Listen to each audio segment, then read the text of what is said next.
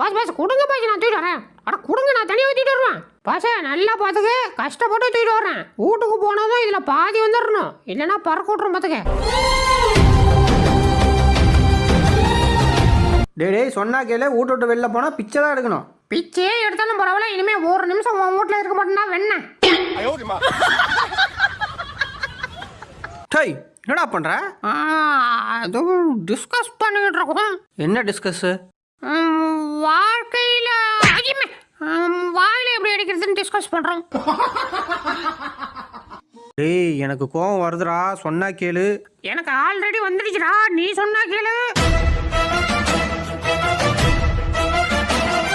இந்த சொட்ட பையன் மற்ற நேரம்லாம் கண்ணு முன்னாடியே தெரியுவான், ஆனால் சாப்பாடு டைம் வந்தால் மட்டும் மாயமாக மறைஞ்சிடறான். வரட்டும் இன்னைக்கு வயிற்று நிற்கிறேன்.